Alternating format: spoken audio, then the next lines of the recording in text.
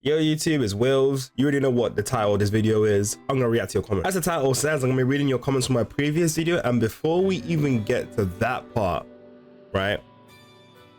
Thank you for the view. If I'm honest, I'm very surprised that this got so much in a couple of days. And I know it's technically not a lot in the grand scheme of things, but when you compare it to my other video and the amount of subscribers I have, it's a lot.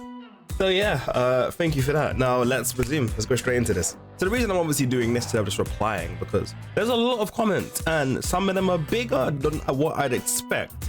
I've only briefly scanned and seen some things and I thought, whoa. So it makes more sense to address it properly, your comments properly, by actually speaking instead of typing it out, because I'm not typing. I'm going to be so honest. So how I'm going to do this, we're going to start with the shortest ones first. There's like 11 comments. We'll start with the shortest ones first, and then we're going to go to the bigger ones last. So be prepared. I don't know how long this video is. I don't know how long this video is going to be. No clue how long this video is going to be, but we can go. Let's see what they say. So the first one, main down player. I don't know what the hashtag XXX is. I don't know if it's a freaky frog or what, but whatever. I'm not really downplaying this move in any way. I'm just saying it's overrated, which is the key theme of the video. I'm saying it's overrated. If I want to downplay, I would have said the whole Den 3 is garbage. But I know it's not that. So yeah, let's continue. I haven't even watched, but you are right, it's really not that good. See, I don't know if that's even sarcasm or what, but fair enough. The next quick one, great video dude. Lars is annoying to fight, but he's not that good in general. I guess it's the price he pays for his Tekken 6 war crimes. You know what? In Tekken 6, I heard he was really broken. Like super broken. They had like 3 different bound moves, he had good counter hits, good steps. Yeah, he was ridiculous in that game. So understandably, it makes sense. Tekken 7, he had it worse though. 100% he had it worse in Tekken 7. Oh god. But, you know, that's fair. What else? Okay, another short one. Right, it isn't that good, but here's the reason why they use it so much. People don't know the frames. Accurate. People don't know the frames. He is plus on Den 3, but people don't know the frames and how to stop it. So that's also a fair assumption. Let's see. Lower. What's this quick one? Professional Tekken yapper. Yeah, sure. That's how you know the people that looked at this didn't really care for what I was saying. He just said yapper, because he didn't even say I was wrong or nothing. He just said I was yapping. It's not really yapping. What else?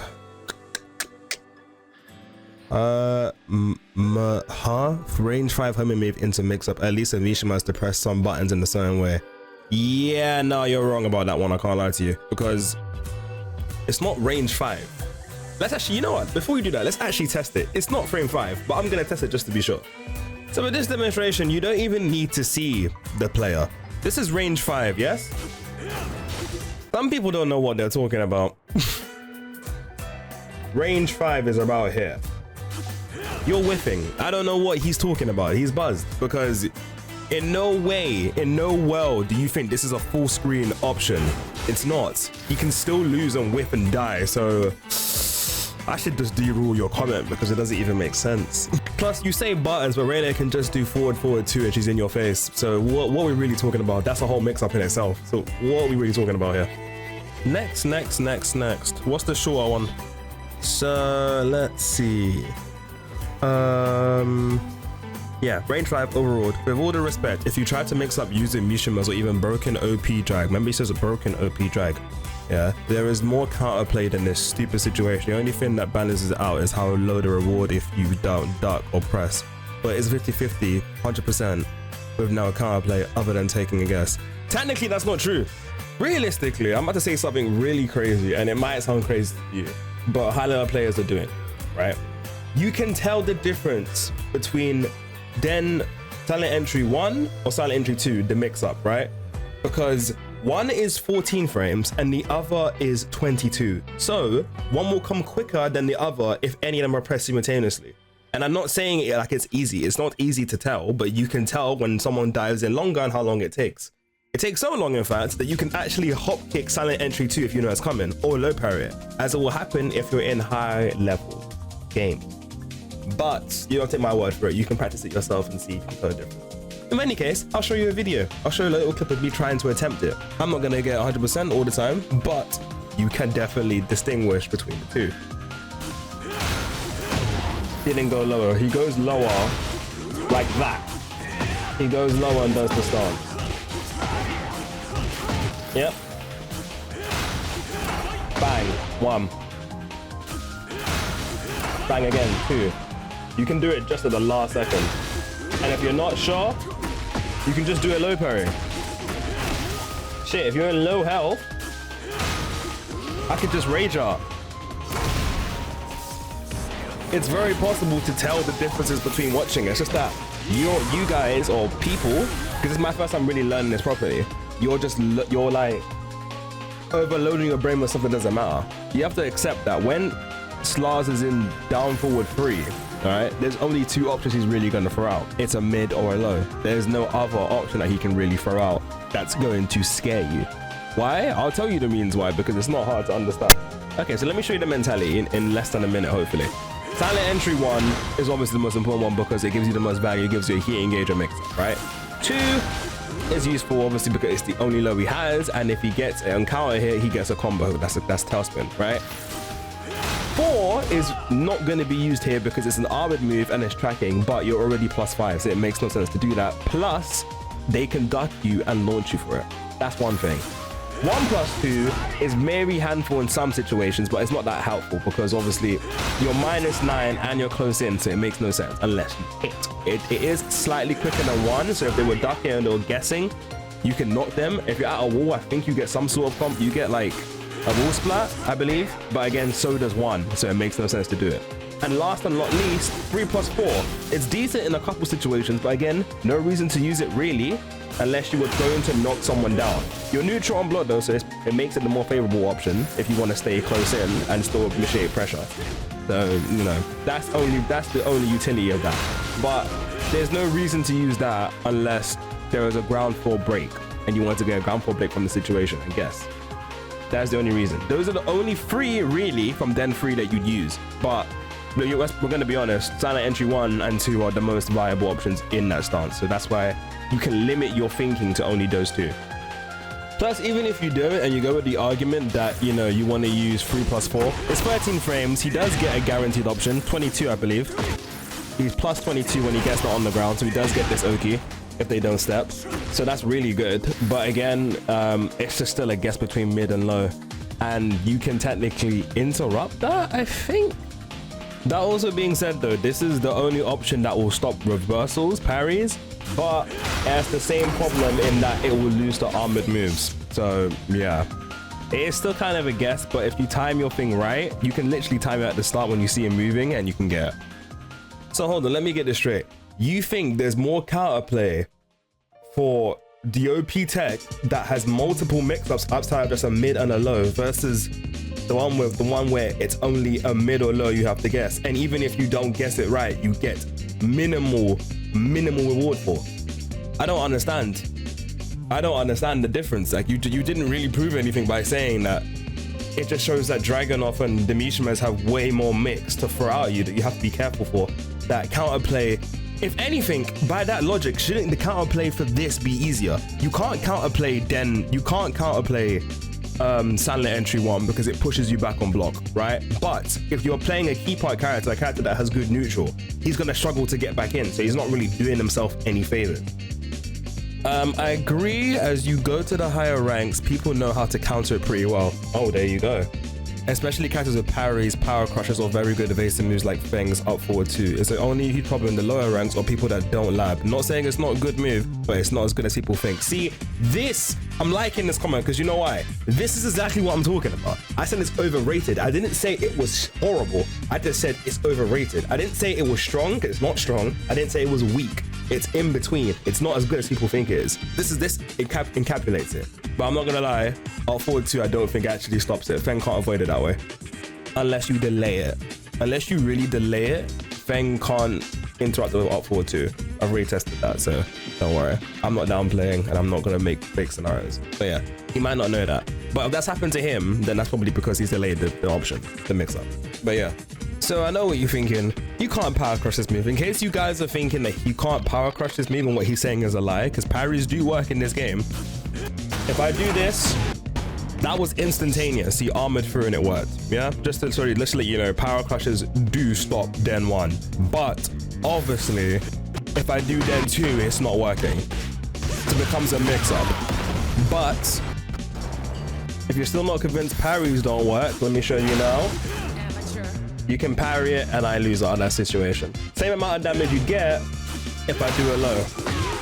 Same amount of damage. But yeah, that's the role. But as you can tell, if you do a parry, it's safer to bet on because you only lose that much versus if you use an armored move, he's gonna get a complete combo for it.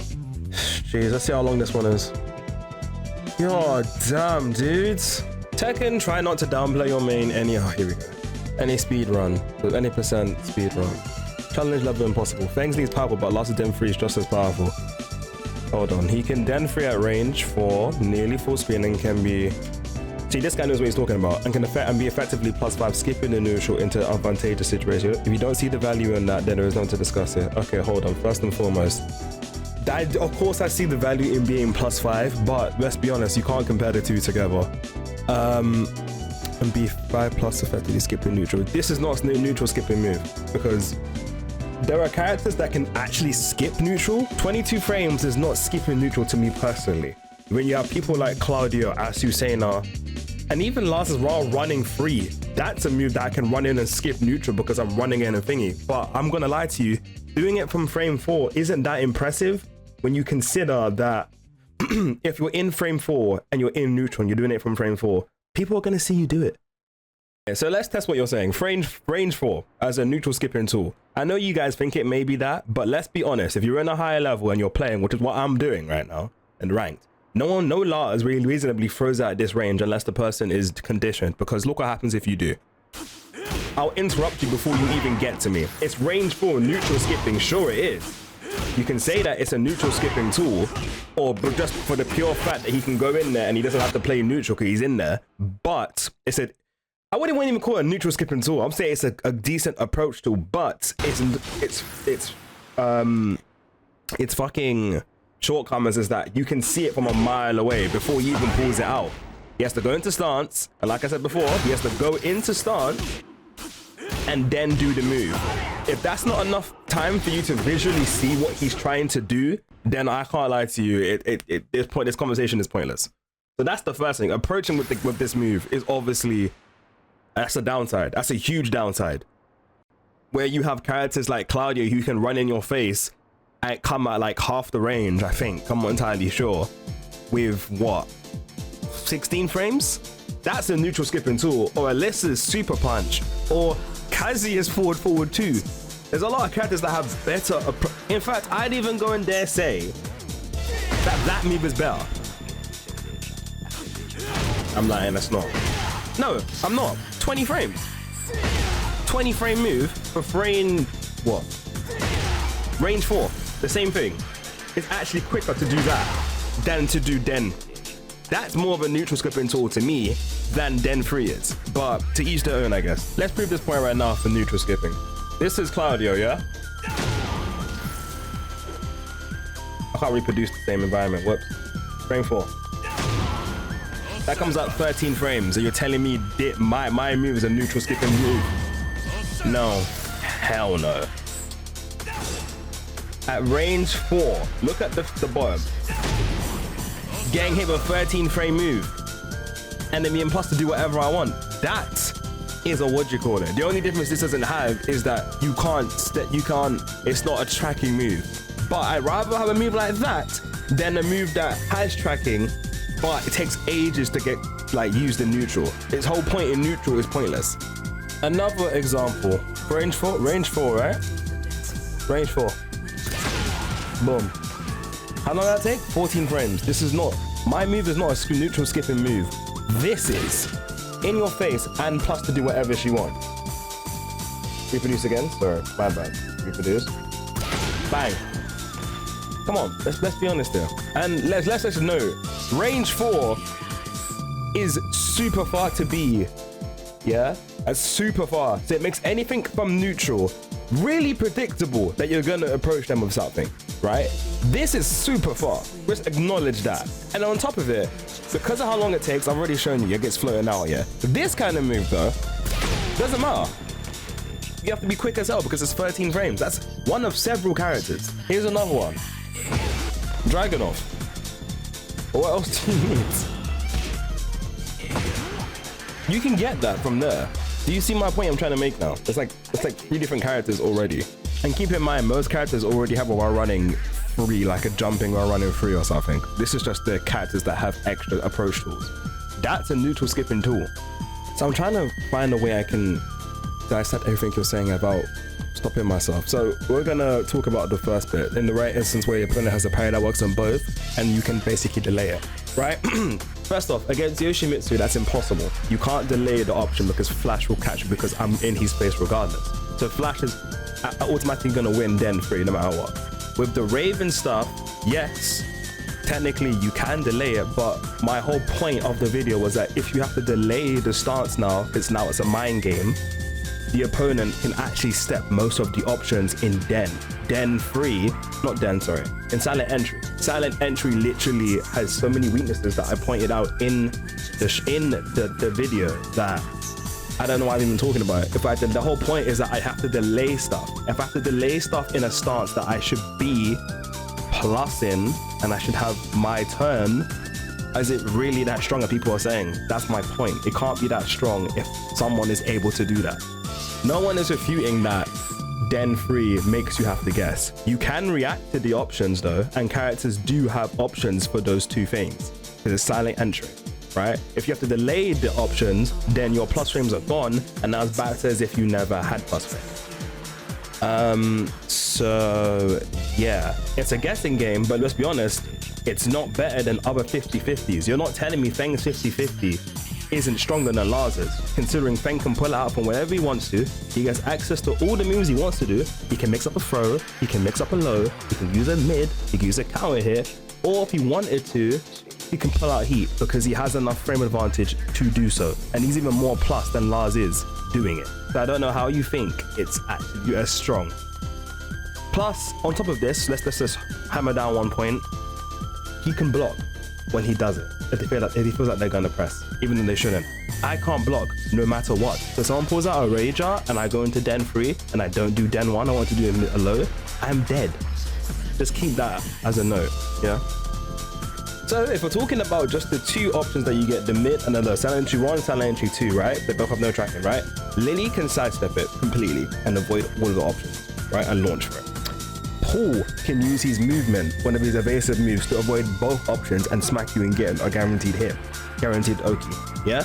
Yoshi can flash it in general because you cannot parry or block and you're so close in, you could, right? And Raven has to time his parry, but he has a parry that can effectively stop both of them from happening. That's 4 characters, both differing from high tier to low tier, right? Because Raven apparently isn't that good. Now, if you consider why this is a vocal point in this, yeah, it's because those characters are frequent. Online ranked, how often do you fight a Lily? How often do you fight a Yoshi? How often do you fight a Paul? How often do you fight a Raven? Raven's probably the least amount, but you get my point. That's 4 people out of the situations that I know of. There could be more that I have no clue about, but I haven't tested. But yeah. I have no idea why discussing character strengths always has to boil down to X is worse or is technically beatable, or some other underhanded downplaying of good while magnifying the blood. That's not what you think you're doing. That's absolutely what you are conveying throughout the video. I'm not conveying that because at the start of the video, I'm saying what's good about and what you can do. I'm refuting the point that people are calling it brain dead, because it's not brain dead, because I still have to think. I still have to think, what option do I want to mix you up with? If I do a low and you low parry me, I'm getting comboed for trying stuff on my turn. If I do 1, I get to push you back. Yes, I get to hit you and go into heat and try to mix you up with whatever mix Lars has, right? And then if you block it, I have to attempt to get into neutral again because you're pushed back and you're plus. So now approaching you is going to be a bit more painful now because I'm nowhere near close enough to do it again, which you think I should be able to do. Or, you know what I'm saying? Like, do you get what I'm saying? I can't just run in again and approach again. I have to play it safe again and hopefully get another chance. It doesn't favor me. And if I do hit the low, it only benefits me when you are trying to press. But no one's going to press on Den 3 because they know that it's +5.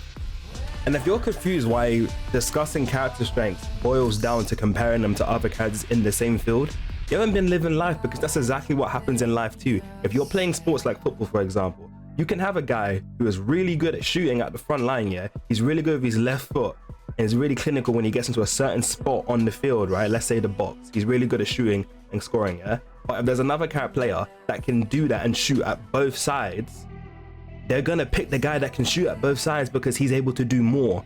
Comparing in the same field that you're in is the only way you can measure how strong somebody is. It makes no sense. Why would you not do it that way? That's the only way you can tell how strong someone is, when you compare to other people. As a whole, you can say that's one of your strengths. It is one of your strengths. But when you're comparing it in a game where you have to be competitive and you have to use it against other people, you may have options or stuff. You have to understand everything about it. So of course you have to compare it. If I lived in ignorance land and bliss, I would just say, yeah, this song, this stance is so great, I can do this and get this and get this. But you have to compare. Otherwise, how will you truly know the value of how good something is if you can't compare it to something else? It doesn't make any sense not to. That's how competitive games work, and that's how pros pick characters to main. It's the only way. It's how pros pick characters. I can't even speak. Okay, the next comment, because I can't lie, I think I spent English just looking at this because I was kind of like, what? This is way too long. Okay, wow. Sorry, I'm going to be really harsh on Lars. Not that it really matters. I'm kind of being harsh on myself. Don't take it the wrong way. I just legit never liked the character, and I found him exceedingly boring to play too. Fair enough. But would be cool to chat and maybe a discussion about the balance, etc. Sure, why not? At least he said this first, but here goes nothing. What are you smoking? Can you send me someone as well? Some thing, because this arguable top 5 character has this dumb move. My dumb move is weak. Okay, where did you get that said it was weak? I just said it wasn't as strong. I don't get where that weakness is. Hold on, let me make sure I didn't say that. And that's not even mentioning the range tracking low crush and heat engager. Yes, but you're forgetting Feng has, if we're gonna even talk about heat engager, Feng has better heat engagers. Feng's got a shoulder that's 14 frames. We're not talking about this. Raven, like, yes, there are options to beat your stance. The issue is that outside of the very, very highest levels, the risk reward is so heavily skewed towards large. It's insane. See, this is the thing. For example, that Banks example you gave, just try stance 2 against the, oh, would you look at that counter hit launch?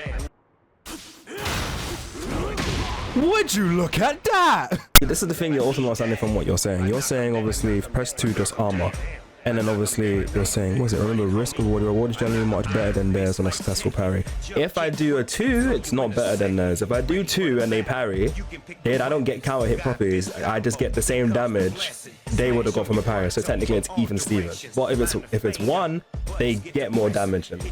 Well, actually no, they don't. No, I get heat engagement. So yeah. And this is the thing you're failing to understand with this, with the parry, with the low mid option. I'm guessing like they're guessing. It's not truly my turn because I don't feel like I'm in control, because I have to be watching what they do. Do you not understand the thought process I'm going through? I'm thinking about. This is the thought process. I have to think as well. I can't just throw it out and press and hope for the best. If I do too much jabbing, too much one, they're gonna do that. Plus, like I said, in the high level, they can most likely look at it and discern what move it's going to be. It's happened too many times to me for me not to be able to take note. Shit, I can even do it myself. Pause evasion is generally super dumb, I'll give you that, but if they're mashing that, like, this risk reward is super hard in your favor still, no, it's not.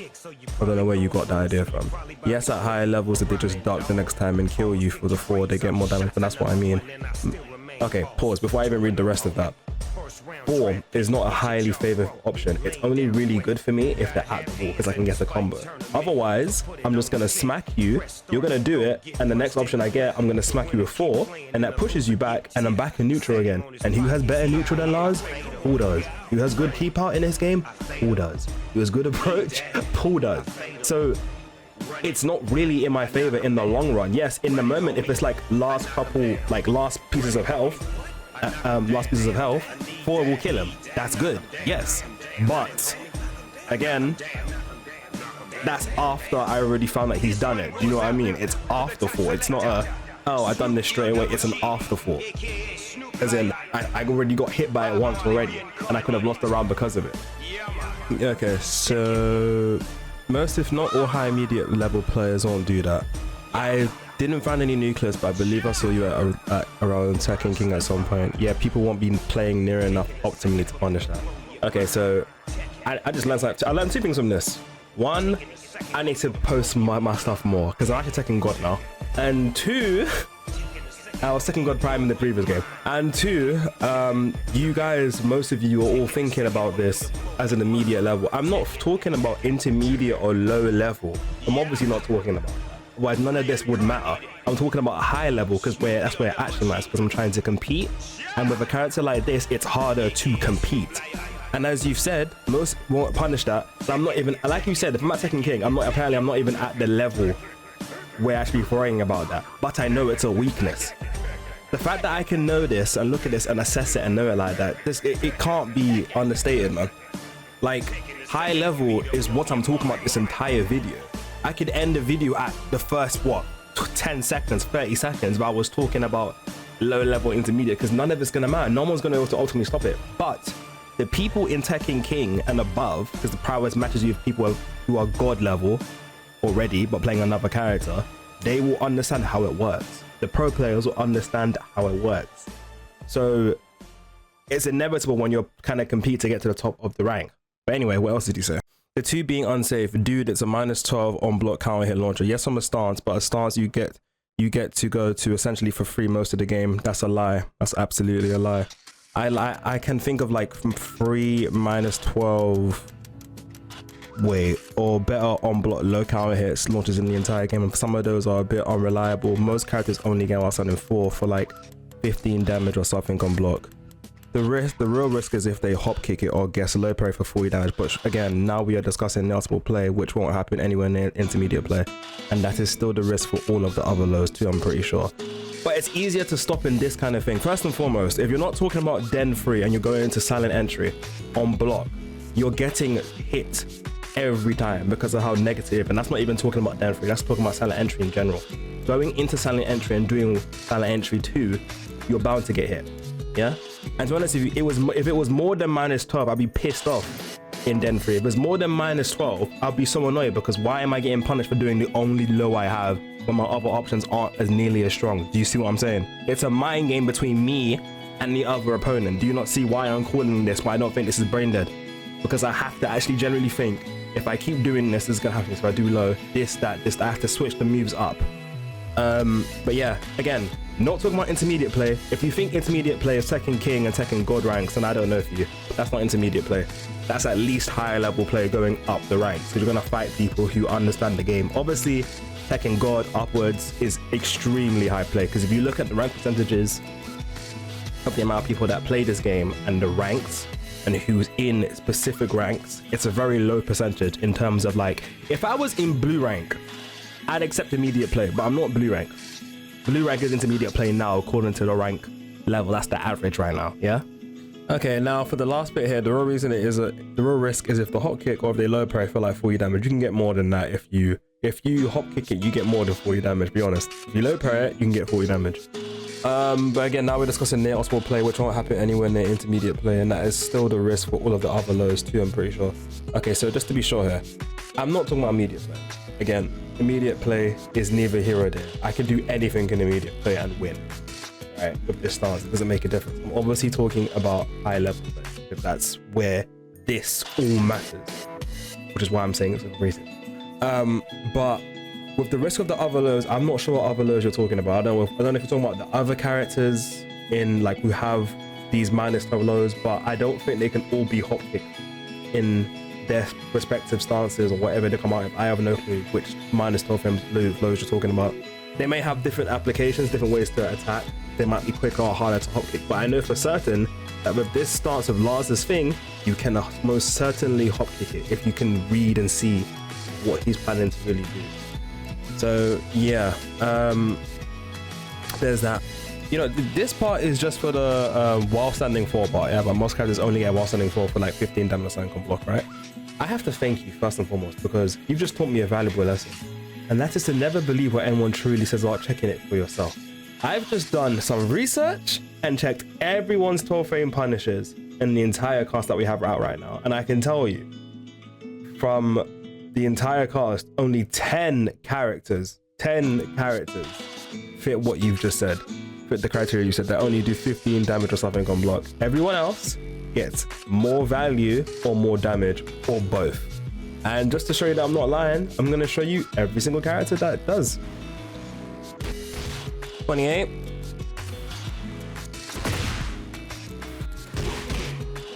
We're not done yet. I have to tell you how beneficial that is, and it's 21 damage.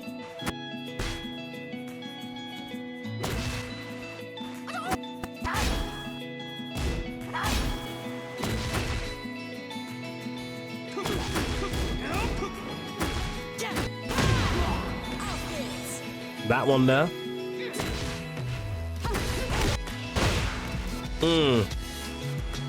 18 damage. 18 and plus. Once more though. First move, 24. Second move, not that anyone really plays this character, but +9 and he has options. No one plays this character either, but point still stands. 23 frames. And he's +10 and you continue. Dance time. Hmm.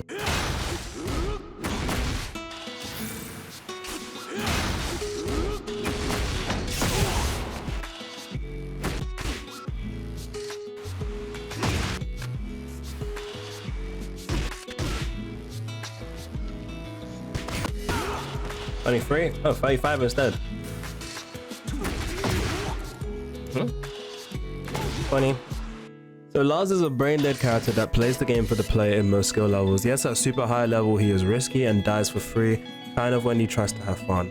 But outside of that, aka for all of us mortals, he just lets you mash random buttons and get value. Personally, whenever I see a Lars around, I know I won't have fun, win or lose. I can't lie to you, then you just have a hate boner for Lars. I don't know what it is, but honestly, with everything that you know about Lars and what it sounds like, there's no way you can call him a brain dead character, because if you know Lars, this isn't even about Den 3 anymore. Lars literally is more risk than anything on block. He's more gimmicks than anything on block. He's the equivalent of a chip main in Guilty Gear Strive without having the safe frames that you can rely on whenever he wants to do stuff. Lars in general is not a brain dead character, and if you've played the character or seen like the frames on the character, there's no way you can call it brain dead, because he has to think. He can't just go willy-nilly doing whatever he wants. In the intermediate player, you can do anything. But obviously this video isn't targeting the intermediate play, so the fact that you even mentioned that as a point, it just defeats the whole purpose of what you're arguing with me. But good discussion, I guess. Win or lose, fair enough. But if I fight a Lars and I'm another character, I get happy because I know how to stop Lars. But yeah. Okay, so this is basically the end of the video. This is gonna take longer than I thought it was to edit now, because I didn't realize how much I'd have to say and do. But what can be said for sure is that I've now learned that the people that really commented on there didn't really have the matchup knowledge, and if not, they were of an intermediate level or talking about intermediate level, but I'm not obviously talking about that. In the grand scheme of things, of course, obviously, by all of this and by the previous video, I don't know if the intention, because apparently the intention I was saying is that this character's bad because of this. No, I wasn't talking about the character, I was talking about a move, particularly with analyzing it the way it was. One thing I will say, from me talking about Den 3 and stuff and calling it overrated, that is not me asking for it for buffs. I do not want that move to get buffed. It's as good as it can ever be for what it is. Yeah, I don't want it to get buffed. I don't ever think or consider that I'm implying or inferring that this move should get buffed. Other parts of his gameplay should get buffed, not this part. I'm not advocating for that, so don't take it as that. I think that's it really. There's nothing else I really have to say. Thank you guys for watching and reading. If you're any of the people that commented and you looked at the next video after this, thank you for giving me the chance to reply back to you in a way that I felt was more effective than just texting you, because it can just go back. If you feel like you have other comments to make, again, check my Twitch. When I'm live, I'm live. I'm live most days, most weekdays, from 6 p.m. BST, 6 to 7 p.m. BST. Yeah, I don't know what it is in other timelines, in time zones. Is that all I want to say?